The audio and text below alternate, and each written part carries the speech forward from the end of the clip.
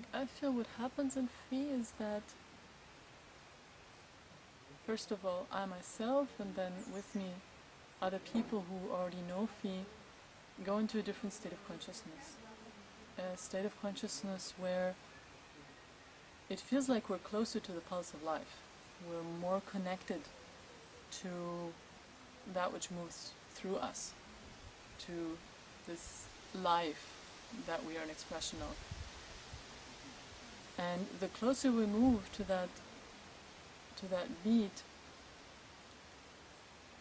I really feel what it comes down to is that life wants us to be ourselves. This is why life chose to make us like this. Or this is why we are like this. So I feel it is something general, that no matter what the tools are, no matter what the processes are, no matter what the journey is, no matter what the starting point is, it does come down to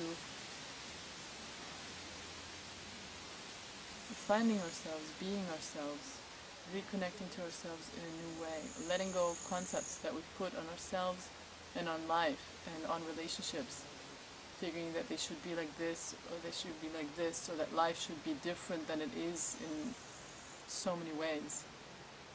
And by letting go of these concepts, or even first becoming aware of them, which is often a big part of the journey, is to realize how many concepts we put, and then by letting go of more and more concepts, we realize, wow, that which remains when we let go of all concepts is what is what we authentically are, or who we authentically are. And then it becomes very exciting, because we realize it's a mystery, and it will always remain a mystery, because it's not a static phenomenon, just like life is not a static phenomenon. So the expression of who or what we authentically are changes in each moment. And then life has this quality of being an adventure of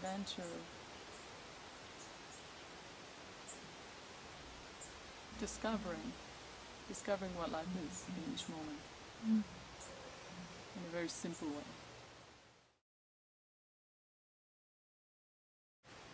First of all, I feel, I can honestly say, I don't think I know a similar process that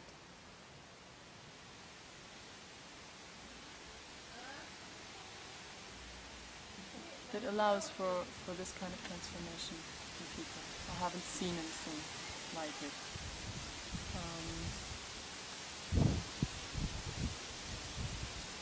So the change that I see is profound.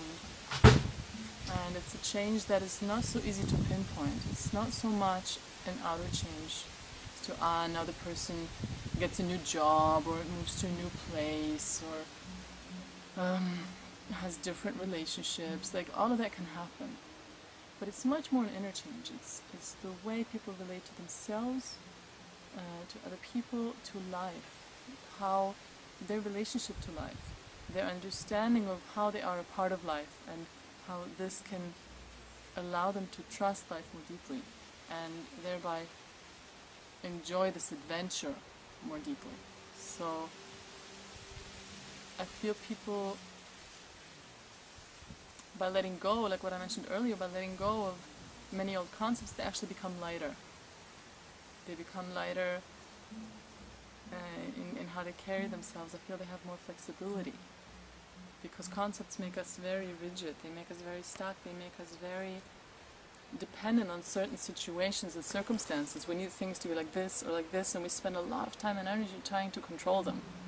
Trying to control the way things are, or also trying to control how we relate to them. Like, once we realize it's not the outer circumstances, then we try to control the inner circumstances. We try to control how we feel about things, that we always want to be loving, or we always want to be accepting, or we always want to be joyful. And PHI is really this journey into the heart of life, where we realize, wow, all the ways in which we feel inside and all the things that happen outside are part of what is. And they're all an expression of life. And once we begin to fall in love with life, our whole journey changes. And because it's so much about reconnecting to all the expressions, it can mean that there is very little outer change. or it can mean that there's a drastic outer change.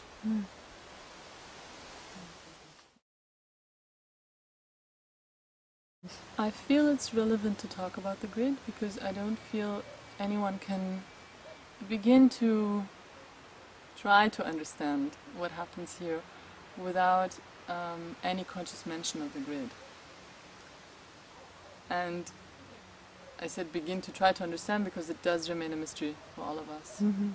The grid is a word that we use for a certain energy field that is created during PHI or for PHI. And it is created through intention. It's created through my intention, it's created through the intention of the people who form the circle of PHI, which is the participants. This is why we need a very strong commitment from participants and a really deep clarity that this is what they want, because we need that power of intention to create an energy field of that strength. And then of course there's also the mentors who've participated in the PHI right before, and the assistant teachers who've participated twice before. And all these intentions together, they form a powerful force. And this creates an energy field through which very powerful work can be done. And this is also the energy field that allows us to go into that different state of consciousness that I mentioned earlier. This state of consciousness that reconnects us in a different way with this incredible phenomenon called life. And yeah, like I said, it's a mystery. And at the same time, it's something that anyone who's experienced it, anyone who's been in PHI, somehow knows what it is. So we cannot explain it, but we can experience it. Like many truly relevant things cannot be explained, but they can be experienced. So for me, it was like living in this energetic house somehow. So in that sense, like if I live in this energy field or in this construction, then what happens when I live it? When you leave it? Yeah. I feel it's really good to leave it because I feel it's a tool, and especially in this context, it's like I've developed my ability to work with intention, or life has developed this ability in me to a certain extent, to a place where I can hold a field of certain strength and make that available to people, and then it can be a bit like a greenhouse where we can put plants and like really make them grow in a certain protected environment, and then the plant does need to leave. It does need to leave the greenhouse, but the growth that happened in the greenhouse remains. It helps the plant to then put strong roots into the ground, to already have leaves that really can absorb the light. So there's a certain jump that happens in people, and this jump they take with them. It's just that they leave the protected space, because this grid, this energetic structure, is a protected space. It's a protected space because there's a certain stability in the energetic movement. It creates what we call a hologram.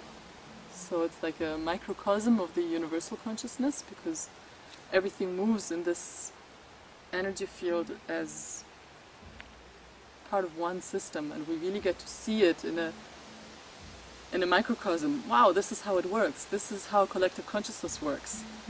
We each are expressions of the same consciousness, and we hold different energies, and everything is an expression of ourselves. And to really experience that changes our relationship to the big pool of consciousness once we leave the greenhouse, once we leave the protected space, because we learned how to do our photosynthesis through the foliage, we know how to work with the sunlight, we know how to drink the water, we have roots to do that, and we can continue to grow.